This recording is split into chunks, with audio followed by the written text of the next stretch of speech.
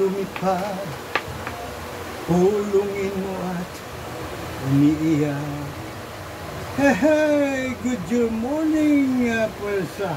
99.9% sa Puwera, sa Luzon, sa Visayas, sa Mindanao, maging sa mga sulok ng mundo. Hala, sige, dire-diretso na po tayo.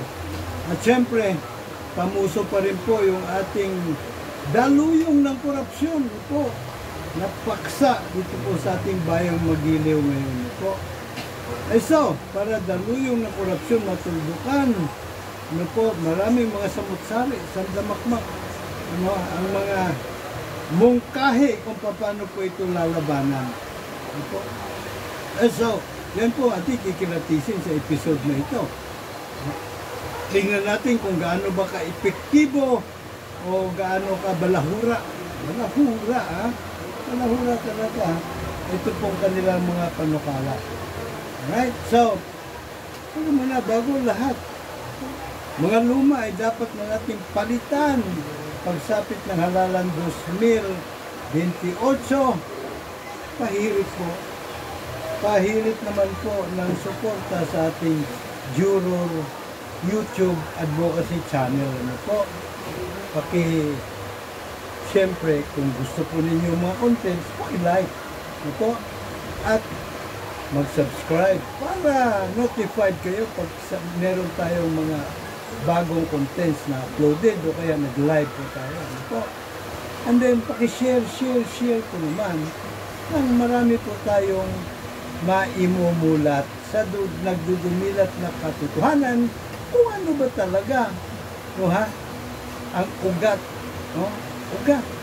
Kung bakit bulok ang ating lipunan at kung ano ang suwaktong lunas o solusyon, no? Sa ganun, makatulong din po kayo sa advokasya. No? Kasi inyo pong pag-subscribe, pag-like at pag-share ang mga ngulugan po ng monetization ng ating pong Juror YouTube Advocacy Channel. Ano po? At syempre, kikita ang inyong lingkod, may pambili ako ng load. Pambayad sa kuryente, pambayad sa ating internet connection, etc. Siyempre, kasama na rin dyan yung pagkapi-kapi ng inyong lingkod at pandesal. So, mahirit naman po, ang suporta. Okay, so sige, tuloy-tuloy na po tayo. Ang paalalay gamot sa tao may mga tamang limot. Lalo na siyempre yung mga ignoramos. Yung mga walang. Hindi naman sila bobo. Hindi. Kasi bobo, nagiging matalino eh. Siguro tanga. Kasi pag tanga ka, pero ba lunas wala daw. Wala daw lunas at tanga eh. Ang bobo may mga eskwela, may pwedeng tumalino eh. Alright, so lahat po ng bansa ay pinatatakbo sa pamamagitan po na hudikatura. Yung mga demokratikong bansa, kasi yung mga diktadoryang bansa, alam, bihira o hindi po. Ang nagpapatakbo, siyempre diktador. Kung ano maisipan niyang gawin, yun na yun. Kung ano maisip niya pagkagising niya, yun na yun yung batas. Kung anong sasabihin niya, yun yung batas. So, wala na po yung mga rule of law. Wala po yung uso sa diktador. Alright, so, umpisa na po natin. Ang una po nating kikilatisin sa mga umuusbong, no, ha? Sa kanilang mga inilalantad, inilalahad. Investigador, investigador. Okay, ito. Ito na ba? Alright.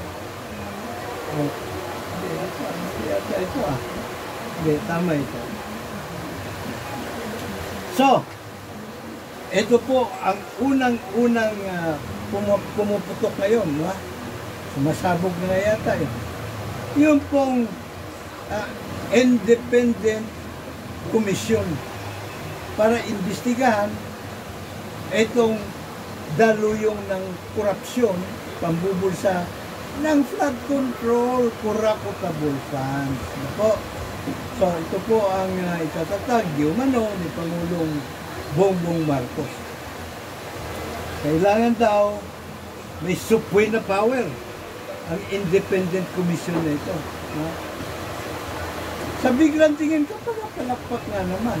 No? Marami din sa kanila ang nagsasabi na ito daw ang solusyon. Marami sumasangayon dito. Walang kaduda-duda. No? Pero teka muna, ano ba ang trabaho nitong independent commission na ito? No? Dalawa lamang po. Sa pagkakaalam ko, unang-una, siyempre sila ay mag-iimbestiga. I-imbestiga nila ang mga kaso ng mga multong proyekto, mga proyekto na hindi natapos, iniwanan na lamang, ang mga proyekto ng flood control na substandard. Ano yung... At syempre, alamin din siguro nila kung sino-sino yung mga promotor, sino yung may hawak ng pondo, sinong nagkasa ng proyekto. Hanapin po nila yun. Ngayon, pag nahanap na nila yun, i-recommenda nila. Siyempre sa Pangulo. Ang Pangulo naman siguro magtatayo siya ng isang lupon o nakikilatis. Kung baga may katuturan ba ito? Dapat ba o hindi sampahan ng kaukulang kaso ang mga may kagagawan ng mga proyektong ito? Yan naman ang gagawin ng lupon na yun. Yun. Lupong tagapamayapa. O baka naman mga bagman na ilalagay doon. Pag nakita nila, boss, ito hindi kasama sa listahan na naglagay. Pero hindi na kailangan yun kasi unang-una, bago na ngayon ang style nila Bago i-download, diyan sa DBM ang pondo, kaltas na Nakaltasan na ng para kay Eddie. Bawas na, kumbaga. Hindi lang natin sigurado ngayon kung magkano binabawas, pero may mga lumalabas na hanggang 20% yata, 25%. Pagkatapos noon, bibigyan mo niya pondo. Siyempre, yun namang kukubra. Usually, hindi naman mga kongresista o mga senador ang kumukubra Di ba? Kasi yung mga pondong yan, ipinaparada, madalas siyempre sa DPWH. Pero, may bulong na yun. May bulong, hinggin mo. Yan para yung may asterisk na yan para kay senador ganito, congressman ganito. Meron na silang kung doon kumbaga palatandaan, yan namang naka-hashtag para naman kay senador ganito yan. Naman gumagawa din sila ng listahan kasi hindi po pwedeng bulong-bulong lang baka kalimutan yan. Do not left anything or everything to your memory. Ika nga. Lights the corner of my mind. So, listahan binigay doon. Ngayon, kung yung pondo ay ipinarada sa palagay na natin DepEd o DSWD o doon sa MMDA o doon sa DILG, diba? Iba-iba yung parking lot nila diba? Ganon din ang proseso, ganon din ang sistema. Kailangan may timbre. May timbre kung para kanino yan. So ito naman ngayon si Sinatong at si Congressman. By the way, kung meron po ritong principal o mastermind, kumbaga, walang iba yun kundi mga politiko. Kasama na sila lahat. Itong mga sa baba, namumursyento lang yan Yung mga taga-DPWH, namumursyento lang yan, maliit na porsyento lang yung makita sa kanila. Ganon din yung mga taga-ombudsman, ganon din yung mga taga-COA. Lahat pong mga yan, namumursyento lang sila. Walang galang na sa inyo Pero lumalabas naman talaga ang katibayan, resibo, ng buong gobyerno ay sindikato. Oh, yung legislatura, yung ehekutibo, legislatura at yung hudikatura, isama mo na riyan yung mga independent natin na komisyon o constitutional body, katulad ng ombudsman at sandigan bayan di po ba? Constitutional body din po yan. Tapos yung pati COMELEC, ang bira po sa pati sa... So lahat po na yan, OWA, lahat po yan kasama sa sindikato. Ang bira po kayo sa pati sa... so, kaya hindi nabubuking sila Pero yung sinasabi ko nga, yung mga politicians, yun ang may malaking parte doon sa kanila makukulimbat po. So, ito po ba ay maaasahan natin na gaano ka malaya ang miyembro na itong independent commission sa kanilang isasagawa investigasyon? That's one question. Another question, masasampahan ba ng kaso ang kanilang madiskubre na nangurakot? Diba? That's another question kasi magkabukod din yung madiskubre mo ang mga kawatan at kung masasampahan ng kaso, tatlong usapin pala meron doon. Pag nasampahan ka ng kaso, mapapanagot, yan ang problema natin. Yan, diba? So, grand jury. Mamaya natin hihimay na gusto. Pero, pasadahanan po natin. Ang grand jury po, kasama po yan sa jury justice system. No? Dalawa ang uri ng jury sa jury justice system. Grand jury na siyang kumikilatis kung may probable cause at yung trial jury na siyang humusga kung guilty o inosente akusado sa mga kasong corruption, human rights violations, land grabbing, at iba pa. No? Sila ang humuhusga. Final executory yung kanilang desisyon. Ganon din naman ang grand jury. Yung indictment po nila, final po yun. And executory. Hindi po pwedeng pakialaman kahit na Korte Suprema.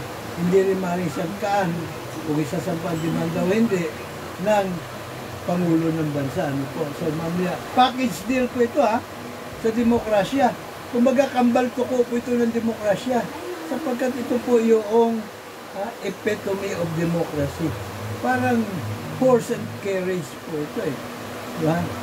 Kambal tuko, inseparable po ito. Hindi mo po pwedeng paghiwalayin ang demokrasya at saka ang jury justice system. Ano po?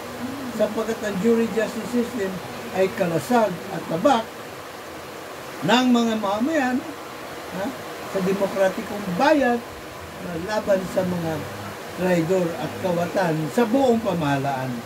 So hindi mo pwede i-separate yan. Lalo ang demokrasya, di ba? Government of the people, by the people, for the people. So sa 5 pillars of justice, hands-on po ang mga mamayan dyan ng taong bayan. Pero guys, sabi ko, mamaya natin yan ibuhos ng todo. Pangalawa na kanilang iminumungkahi, hindi, iba pala to. Hindi ito yung minumungkahi nila, ito yung minumungkahi ng Team Juror. Na bawiin natin ang pamahalaan sa mga traidor at kawatan sa 2028. Kaya tara na't magsama-sama dito sa Bayanihan for Good Governance at tayo po ay magsama-sama din, siyempre, sa political arena sa pamamagitan po ng ating partido KKK 2.0 Demokratiko. Ito po ang mapayapang paraan ng pagbabago, tunay na pagbabago, paghahain ng tunay na pagbabago. Gamit ang ating mga sagradong boto, ballpen at balota. Nagawa na ni Nagat Alis Bonifacio yung himagsikan paraan ng pagbabago gamit ang tabak at sibat. Pero nanalo man sila sa himagsikan, nagwagi man sila, nagtagumpay man sila. Wala nangyari sa laban. Onsyami. Imbis na pag-demokrasya ang gobyerno, inihain ng mga lumimbag ng 1935 Constitution ay pandiktadoryang gobyerno. Anyway, yan nga ang ating ilalagay sa tono. So, kailangan po suporta ng bawat isa. Ang pinakawalang ambag po natin, isang sagradong boto. Yung tigi-tigisan nating sandamakmak ng mga sagradong boto.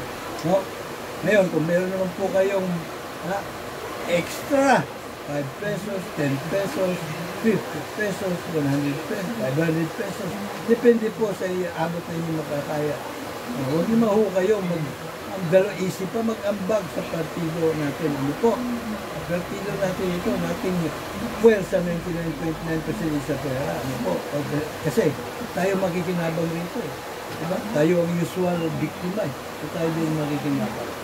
Yan po ang GCash number po natin. At ano naman to? Democracy. Parang manifesto na katipunan sa halip na. Ano din muna? Mukhang nagkamali po tayo ng naibalanda rito. Ano po? Tingnan po muna natin na mabuti. Sipatin nga natin. Mukhang hindi po yan ang tamang sakto sa ating pong photo komentaryo. Ano po? So, dyan naman po. Dyan na kayo. Dito lang ako habang hinahanap ko po yung ating hinahanap. Asan ka na? Where na you? Ito, katipunan. Katipunan eh. Ito po yung walang bigla ito. Sipatin po natin mabuti. Ito pala pambihirang patiso. So ito na. Sigurado na po ito. Ito po. Yan So tapos na tayo riyan sa isinusulong po ng palasyo di Malacanang. Ano po. So ang kasunod po, alam nyo, gaya nga nang sabi ko ito talagang ombudsman at COA ay ito talaga ang sa konsepto ng demokrasyang huwad natin. Yung ombudsman, kahit na moto proprio, dapat mag-imbestiga sila.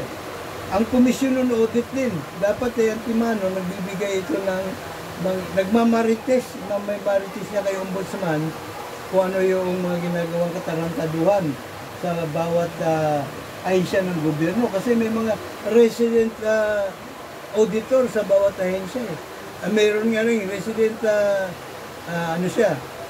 DILG. Meron po sa bawat ahensya ng gobyerno, sa bawat local government units. Hindi sila kumikibo di ba? Samantalang sila po ay may obligasyon. Hindi po itong komisyon. Now, ito siste. Kung ito nga mga, di ba? Constitutional body po ito ay nasisindikato. Bakit yung Philippine, ano ba yan, investigation commission na yan, independent commission na yan, ay hindi masisindikato? May tanong na dapat natin itanong sa ating mga sari-sarili. Meron ding nagmungkahi. Ito po si Justice, ex-Justice Adolf Ascuna. Framer din ito ng konstitusyon, not just isang beses, 2 beses pa. Siguro yung 1973, kasama din siya doon. Framer din siya ng 1973 Constitution at 1987. So, Kitam, alam mo, ngayon ko lang alam yung pala talaga ang sinasabi ng Kitam. Di ba expression natin yun? Kitam, pagkalimbawa nakarma. Nakarma yung gumagawa ng katarantaduan. Di ba yung expression natin? Kitam. Yung pala, meron talaga itong meaning. At ang meaning nito, ayan ito ay kumbaga yung mga pangkaraniwang mamayan sa United Kingdom nag-originate ito Pwede niya i-demanda kahit na sinong mga tao, sa ngalan ng hari. Diba? Siya ang magdidemanda. Pag alam niya yung mga, yung mga pangyayari, meron siyang ebidensya. So kapag nag-prosper, nagtagumpay ang kanyang inihain ng demanda, abay, may reward. May reward. minsan one-third na mababawi ng hari, minsan one-fourth, mga depende. So, ito nag-evolve nito sa Amerika, meron din silang kalintulad na batas, At ito naman po ay ang, natin ko nga yung aking kodigo penal dito. Para hindi tayo po magkamali, saan ba yung kitam na yun? Ito. Ang sabi dito ay, he who sues on behalf of the king as well as for himself. So, ano po. Ngayon, doon sa United States of America naman, porket mayroon na silang grand jury. Na yun ang trabaho ng grand jury. Mag-indict. Diba? Maghain ng indictment. Pero yung maghanap ng magsusumbong, whistleblower, yung mga mamayan. Yung mga mamayan. Pwede silang dumirekta na magsumbong doon. And then, yung po mga grand jury, uutusan yung mga prosecutor, o kahit na yung mga law enforcers, NBI, halimbawa, police, imbestigahan mo ito, maghanap ka ng ebidensya tungkol dito, at testigo. So yung whistleblower, hindi mahirapan, at hindi niya ilalagay sa sarili sa balag ng alanganin. Kasi hindi nga niya kailangan magpakilala Hindi po ba?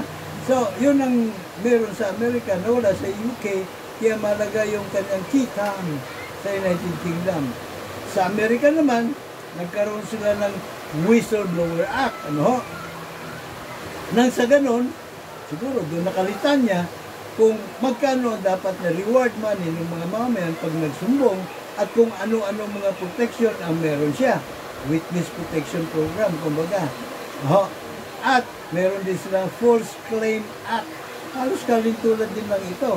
Kamukha nung kay Trump, halimbawa, ang false claim niya doon na humihirit siya ng tawag nito, sukli sa gobyerno. Hindi na siya nagbayad ng buwis. Naghihingi pa ng sukli ang ungas. Pati sa Or, minsan naman, sinasabi niya na bangkarote ako so wala akong pabayad ng buwis. Ganun ang mga estilo. Yun ang mga tabagi ng False Claim Act. At, meron pa ba tayong isa pang panukala na kahindik-hindik? Ito. Yun! Reimposing death penalty for the crime of plunder. Ang bira to see. Pero ang gusto mangyari rito ni Senador Bato, lethal injection.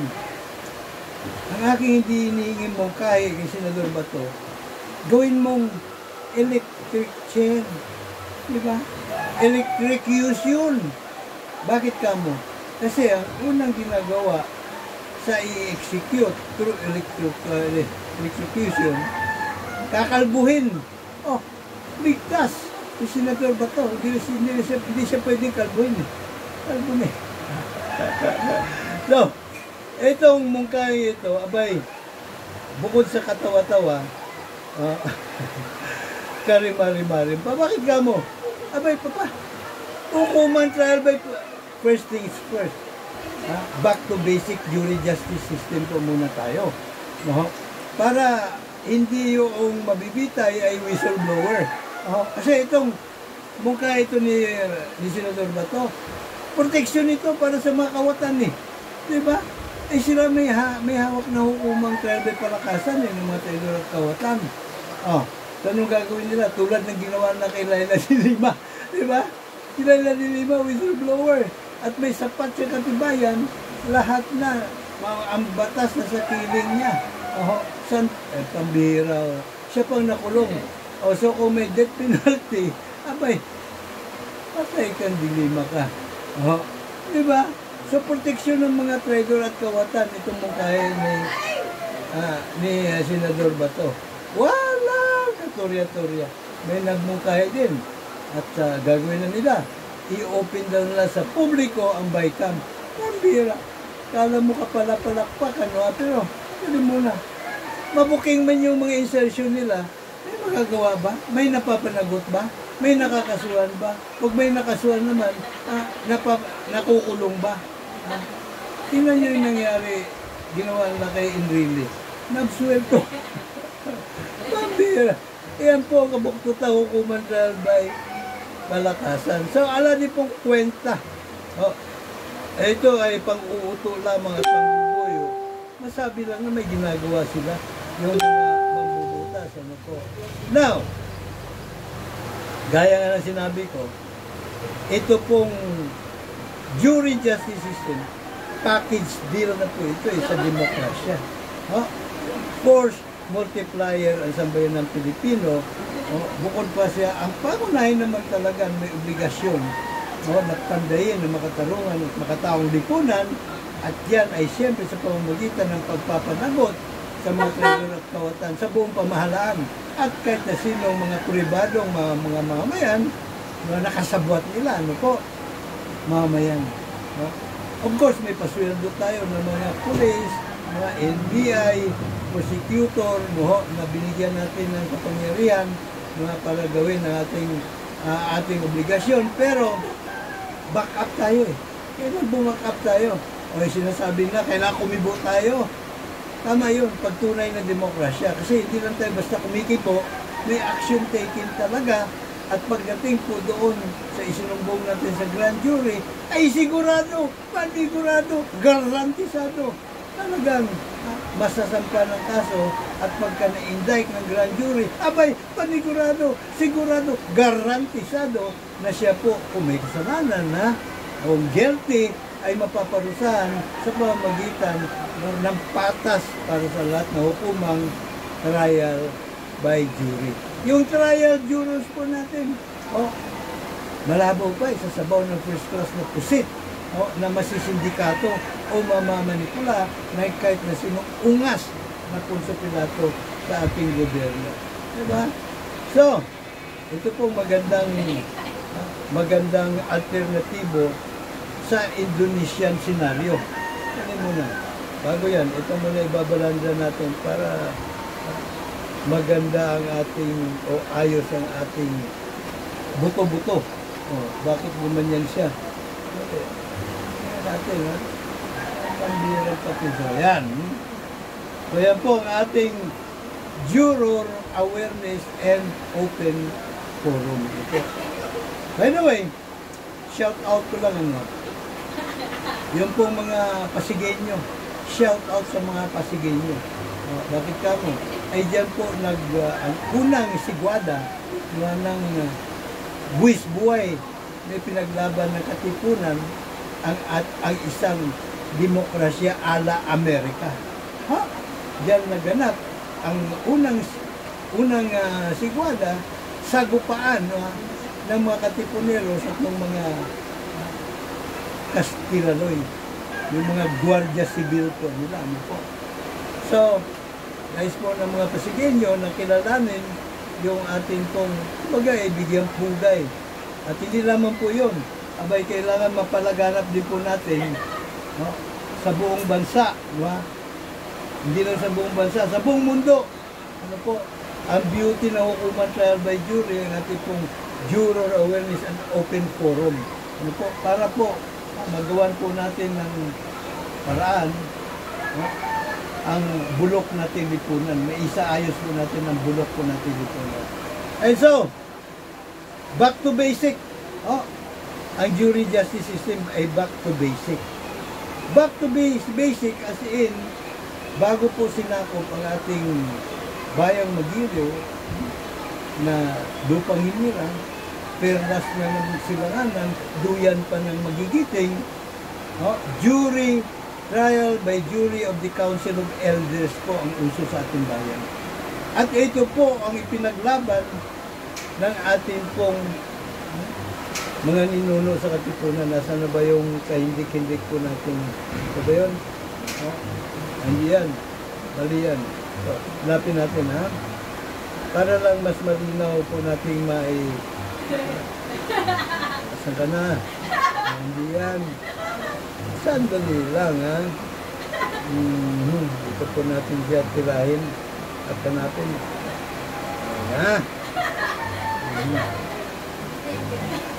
Beauty. Yan, wala. Ano naman, hirap pa natin yung mga bagay-bagay dito sa atin.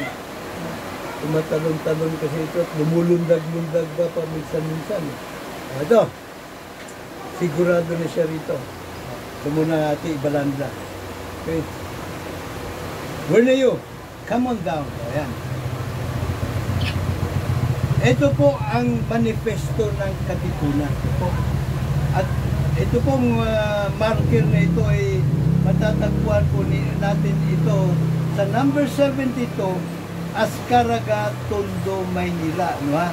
Kung saan itinatag ang kataas-taasang kagalang-galangan katipunan ng mga anak ng bayan, nina Diwa, Ladislao Diwa, Teodoro Plata, Diodato Arellano, Valentin Diaz, Jose Dizon, at siyempre, ang ating pong sigat Andres Bonifacio, noong Hulyo 18, 1992. Ito po, mahalaga pong balikan natin ang tanaw ito para alam po natin kung ano ba talaga ang buwis buhay na kami pinaglaban. At ang sabi po nila rito, pangunahing adikain ng lihim na samahan ang mapagkaisa ang lahat ng mga Pilipino at itaguyod ang isang bayang malaya. Isang bayang malaya, tandaan po natin yan, itatak po natin yan, iukil-kil po natin yan sa ating kamalayan. Isang bayang malaya, magtatatag ng mga sangguniang bayan. Una, bayang malaya. Pangalawa, sangguniang bayan. At bahagi ng kapulungan, hindi mo na, magtatag ng, saan ba ako na? Bayan at hukumang balangay. So tatlo po tatlo po ang mga tatlo ang layunin ng himagsikan ni Nagat Andres Bonifacio, 10 na ating mga ninunong katipunero. Una, magtatag ng malayang bayan. Pangalawa, magtatag ng sangguniang bayan. Pangatlo, magtatag ng hukumang balangay. Alright. So, unahin po natin malayang bayan. Ano ba yung malayang bayan? Siyempre, demokrasya po yun. Diba? Demokrasya. Kaya nga ang laging ginigit ni Gat Andres Bonifacio noon, haring bayan. Ibig sabihin, we the people ang mga hari. Demokrasya. Ala Amerika. Sapagkat wide reader po si Gat Andres Bonifacio. So alam niya ang mga ganap doon sa era of enlightenment. Ano po? Alam niya, may libro siya nung French Revolution at yung American presidents. Sa madaling sabi, libertarian po itong si Gat Andres Bonifacio. Alam niya ang hukuman trial by jury. Ano po? Kaya yung hukumang balangay, yan po ang sistema ng ating hukuman bago sinakop tayo ng mga ungas na magdurugas, na mamatay tao, mga ano pa ba tawag, hayok sa laman, mga Kastila. Ano po? Yan po. Trial by jury of the Council of Elders. Yan ang gusto niyang manubalik.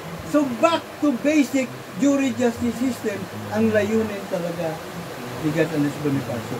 Ano mo naman yung sangguniang bayan? Siyempre, ang binubuo po yan ng mga taong bayan, ng mga mamayan.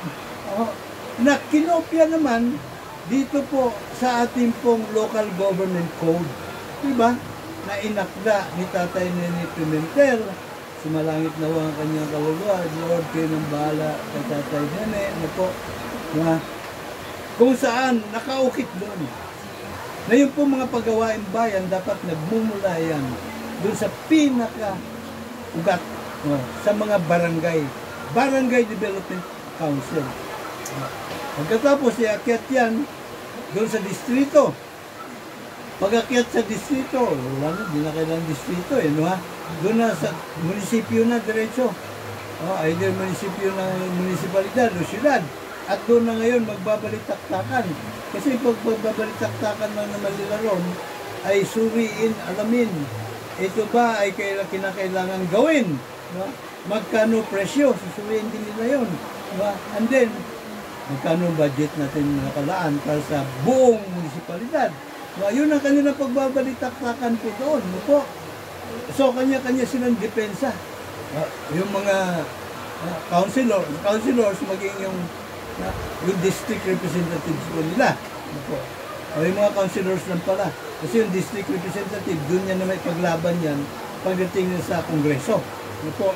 So, ito po, ang ating local government code, no po, hango dito po sa manifesto ng Katipunan. And then, ang pinakasusi talaga roon, yung pong hukumang balangay, which is trial by jury of the Council of Elders. Medyo i-modify natin ngayon, dahil may maganda na tayong modelo ngayon, yung trial by jury, doon po sa US of A.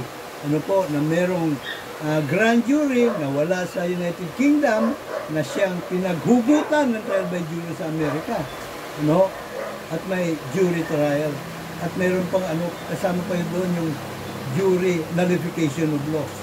Kasi pag gumawa ng batas na kaungasan, ang Kongreso, halimbawa, ang pagputot ng wala sa tono ay makukulong na 100 taon. Siyempre, una, paano mo malalaman kung ano yung tono ng dapat.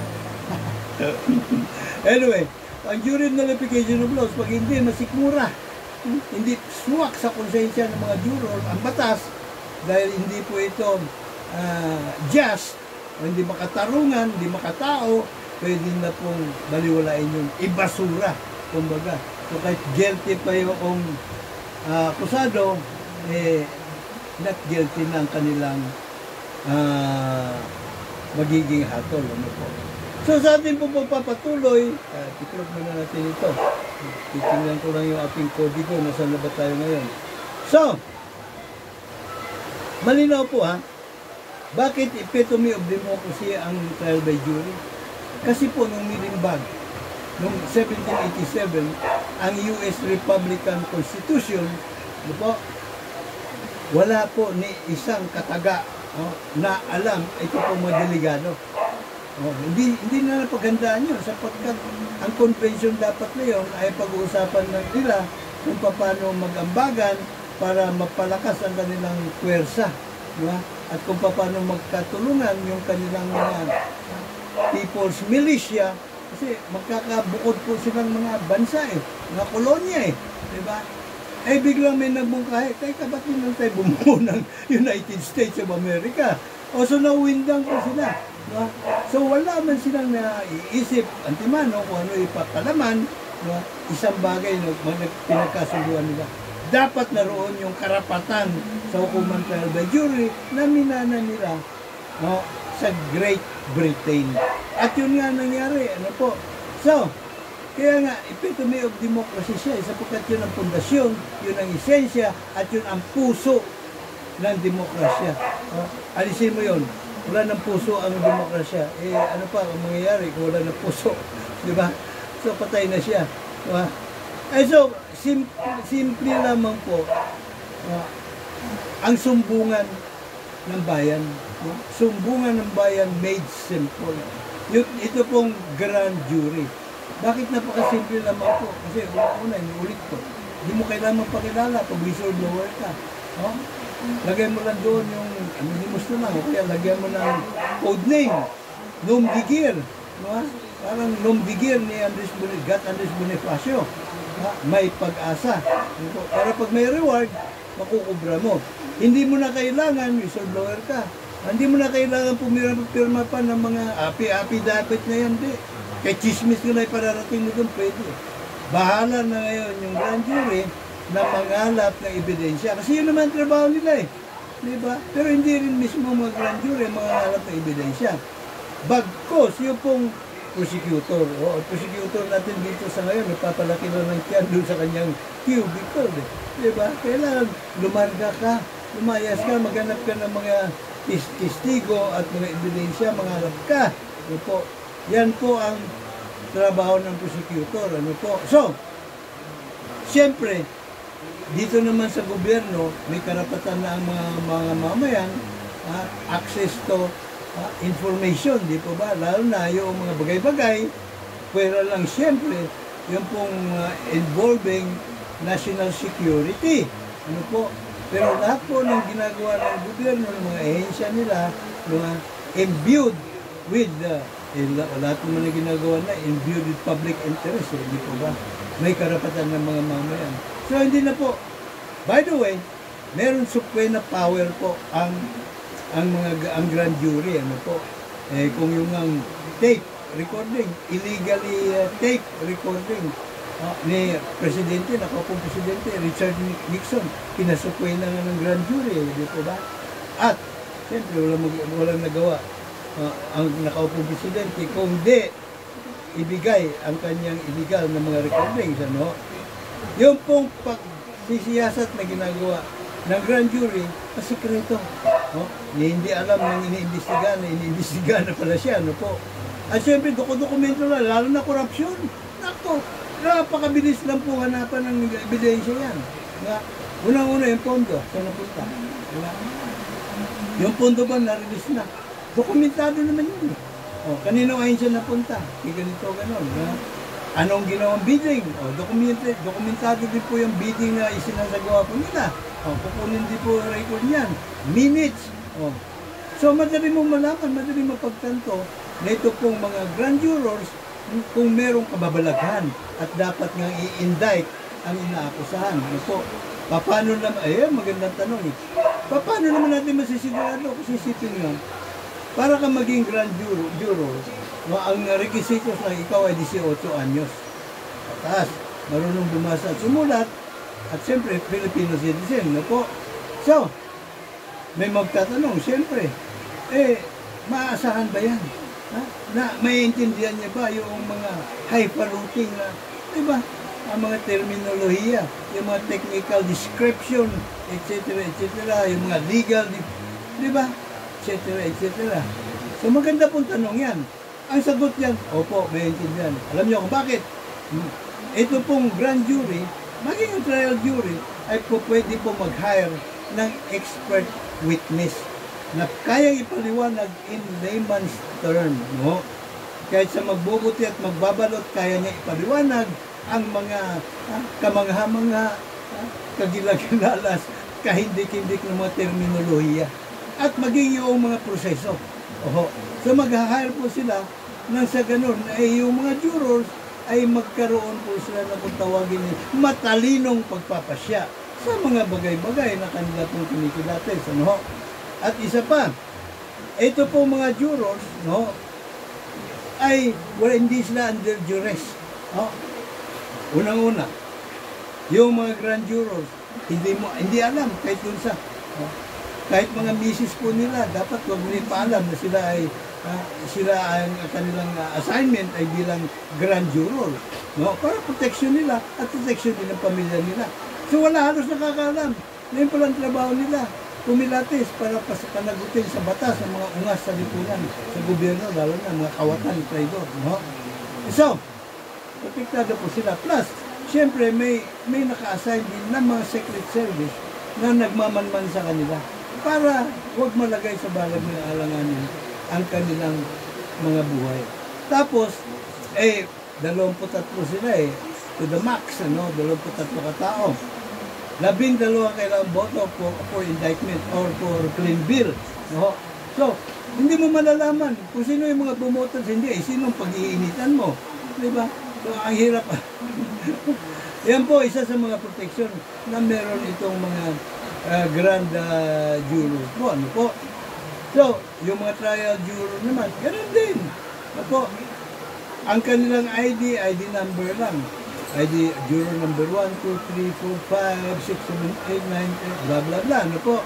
So, kung hindi mo sila personal nakakilala beforehand, hihirapan ko pong kumbaga projectin o subukang sindikatuin sila.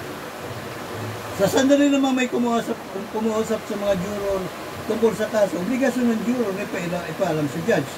At karakay imbestigan ng judge yun kung ang ginawa ay patungkol sa gustong paninindikato o gustong sindikatuhin ng juror, suhulan, abay, agad pinakawala-walang kaso nung kumausap, obstruction of justice. Sa Amerika, 20 anyos na pagkakulong yan. Dito sa atin, palagay ko, 12 taon, obstruction of justice. Ngayon, bukod dyan, meron din mga nakamanman sa mga trial jurors, para sa kanilang protection at sa protection ng kanilang mga pamilya. So, wala pong problema ang pagpapanagot at madali lamang po ang pagpapanagot sa mga kurakot. So, yung whistleblower, ang dami natin di ba? Ang dami natin. So, hindi po tayo mauubusan na magsusumbong. Yung palang deterrent na yun para sa mga katraidor at kawatan sa pamahalaan, Kasi, mismong asawa nila, pag nagalit sa kanila yun, katulad ng ginawa ni Atty. Andres Bautista, o ng asawa ni Atty. Andres Bautista, na nagsumbong doon sa mga tagong kayamanan ni Atty. Andres Bautista, yung sa Kumulikotong, di po ba? So, deterrent talaga. Hindi lang magdadalawang isip Kailangan 71 beses mong iisipin bago ka magnakaw sa kabambayan. Pag jury justice system na po ang uso sa ating bayan.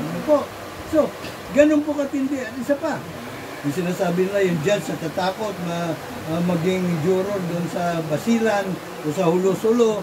Wala na rin yan. Hindi factor yan sa jury justice system. Alam niyo kung bakit? Unang-una, hindi makakilala yung mga trial jurors. Pangalawa, pwede ilipat ng kaso o doon magawin sa Tondo. Saan ba yan nangyari? Sa Ulo. Medyo maangas yung akusadong kawatan dyan. Doon natin ang trial gaganapin sa Tondo. O yun, di ba? O kaya doon sa Quiapo para maprotektahan sila ni Batang Quiapo. Ni Tanggol. May pagtatanggol sila ni Tanggol. Di po ba? Doon sa Quiapo, gawin yung paglilitis. So, pwede po yun. Gawin sa jury justice system. So, yan po ang beauty ng hukuman trial by jury. So, gusto ko lang ipakita sa inyo to kung ano kahalagan palalo niyan. Let me introduce to you. Sino ba ito? Ito sila. Yun palakin natin ng konti para mas malinaw na maliwanag pa. One more time. Yan. Ito po ay samahan ng mga masaganang magsasaka ng Ilog Tapayan, Luzon Eco-Transport Service, Multipurpose Cooperative at residente ng Sitio Siwak, Barangay San Juan, Taytay, Rizal. Ang mayor po doon ay si Mayor Alan Martin palagay ko ito, De Leon, MPA. Ibig sabihin ng MPA, Master in Public Administration. Pero doon sa isang poster niya, nung tumatakbo sa mayor, ito nakaranahalan, nilagay niya doon, doktor So pag sinabing doktor, kung hindi ka medical doctor, ikaw ay PhD. Doctor of Philosophy, Doctor of Public Administration. Doon pa lang meron na elemento ng panluloko Hindi naman pala siya doctorate Siya ay master pa lang, masteral, So, ano pong ginawa nila rin sa lugar na ito? Ayan, naganap no ika-22 ng Marso 2023. Pwersahan pong pinaalis ng mga security guard. Security guard po sila ng Sapian, pambira itong mga animal na ito, sinapian pala Sapian Star Security and Investigation Agency Incorporated, na may-ari ay si Josephine Bazar, na bawang armado ng mga magsasaka, nagtatanim ng palay na walang court order. Ayun ang kanilang pinalulutang, mga armado daw itong mga magsasaka. At wala po silang court order. Bakit nangyari po ito? Kasi may sabuatan po Walang court order pero may order si Mayor. Katunayan, doon sa Rizal, merong titistigo na isang konsihal, no? Na sa katotohanan, wala na may inilabas, no? na resolusyon ang konseho ng munisipalidad ng Taytay Rizal, no, para sa gagawing demolition. No? Magpapatunay siya, o titistigo po siya. Eh wala talaga eh, bulong-bulong lang, inutusan lang yung mga pulis, o alalayan niyo yung mga wawasak sa kanilang tahanan, magsasagawa ng demolition. No? Pagkatapos na i-demolish, pinalulutan ng permero na ang municipal government ang may kagagawan, no? Para sila ay proteksyonan. Pagkatapos, pinabakuran para sa proteksyon nila. Eh, alam ng mga residente, nagpapabako din naman yung munisipalidad eh. Eh, yung pong kumpanya, nito pong siya, ano pangalan ito, Josephine Bazar, na kung tawagin niya ay Peace Be With You Construction. Sabi na ginagamit mo yung mga salita ng Panginoon para sa kanyang katarantaduan. No? Alam niyo po pangalan. Josephine Bazar, ang kanyang korporasyon, Peace Be With You Construction. Pambira pa ka ng patisyon. So ito, hindi mangyayari ito kung walang sabuatan with the local government, lalo na in particular yung mayor. Ano po? Ngayon, kung saan pumunta itong mga kawawang mga residente doon? At yung iba pang mga grupo po ng mga, ano ba sila, yung kooperatiba ng transportasyon. Ano po? Pupunta sila siyempre kay mayor para magpaalala eh. Pambirang pati so. Si mayor nga, lumapas tangan sa kanilang mga karapatan. Tapos doon pa sila manikluhod, no? Para sila ay ma-asistihan. Yan ang kabukutang proseso sa hukuman trial by palakasan ng mga traidor at kawatan. Alin, kung jury justice system po ang uso, dyan sa munisipalidad po ng Taytay Rizal ay meron pong jury, grand jury. Doon po dapat sila pumunta. Pagkatapos doon na ikwento ang kanilang kahindik-hindik na sinapit, ano po, doon nila, pati yung mga ebidensya nila, yung pagpapatunay na sila ay lehitimo ng mga magsasaka, dahil sila po ay may mga award na tinanggap ano po sa kagawaran ng Department of Agriculture, ano po. At maging yung sa Bureau of Fisheries, meron din po silang award, ano po. At sila po ay na-awardan din ng mga farm implement. Pati po yung gilingan o patuyuan ng palay at gilingan, meron po sila award po sa kanila ng gobyerno, ng Department of Education. Na binakuran naman itong hinayupak na si Josephine Bazar, no, at ng kanyang Peace Be With You Construction Corporation, ano po. At hindi na pinapasok yung pong mga nagmimiyari. Ano po? At paano napapapanagot yun? Si Mayor kasabwat. Malinaw na kasabwat si Mayor dahil kung hindi, dapat day one pa lang tinulungan niya na. Pero wala siyang ginawa. Hindi po ba? So yan po, at marami pang iba, iisa-isahin ko sa inyo pagdating ng panahon kung ano pang mga kahindik-hindik na inaabot nating puwersa, 99.9% sa pera sa ilang mga traidor at kawatan sa pamahalaan. Kasama ang kasabwat nila sa mga pribadong sektor, sa mukha nitong si Josephine Bazar, ng Peace Be With You Construction Corporation. Hindi ko talaga, Panginoon, di ikaw tinatawanan ko, o yung salita mo. Natatawa lang talaga ako dito kay Josephine, kung paano niyo ginagamit ang salita ninyo para sa kaungasan niyo. Ang biyalang pati so. So, tayo po ay kailangan na pong, ano ba ito, nursing home. Isa pa lang argumento nito. Gusto kong bigyan dito ng kaukulang pansin.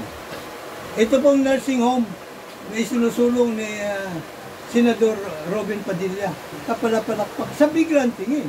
Teka muna. Ito, sa ganang akin, ay pang-uto na naman ito, pang-goyo, para makakuha ng malaking pondo.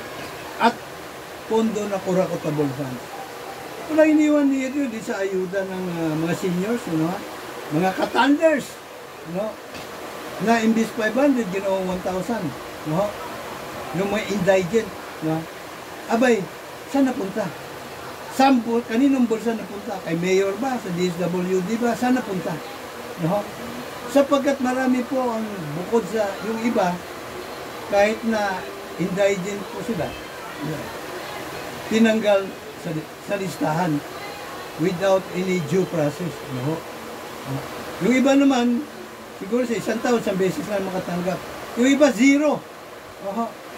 At syempre, pagka sinuri mo yung listahan na yan, malamang marami riyan ang hindi talaga senior citizen pa, hindi indigent, ang kasama sa listahan. At di sila napapanagot dahil sa hukuman trial by palakasan. So, kung ako ikaw, Senador Robin Padilla, diba, ang ihain mo yung amenda sa Bill of Rights. No?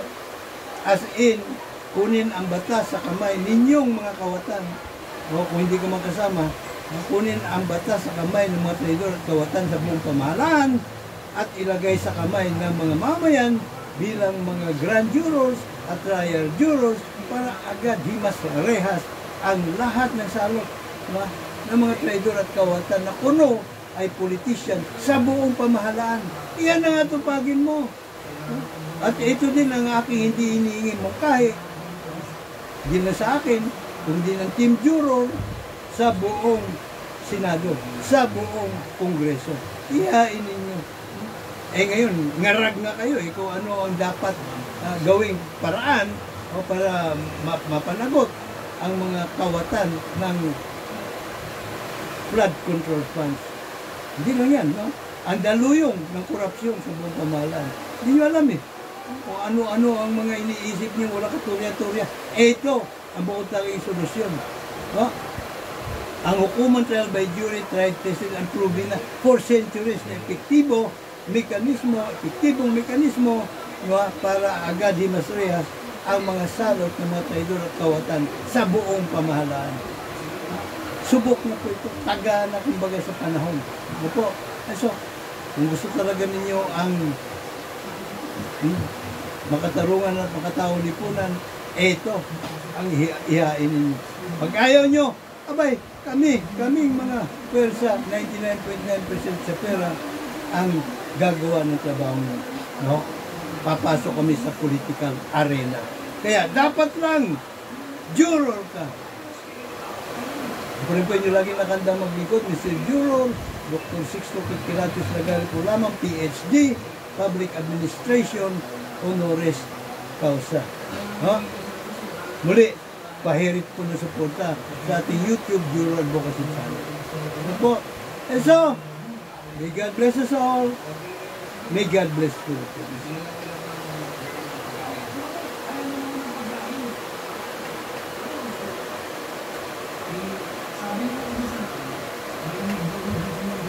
Ito ba yan? Hindi yan.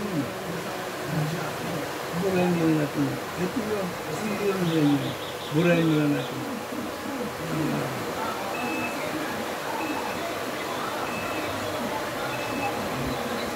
Iyan.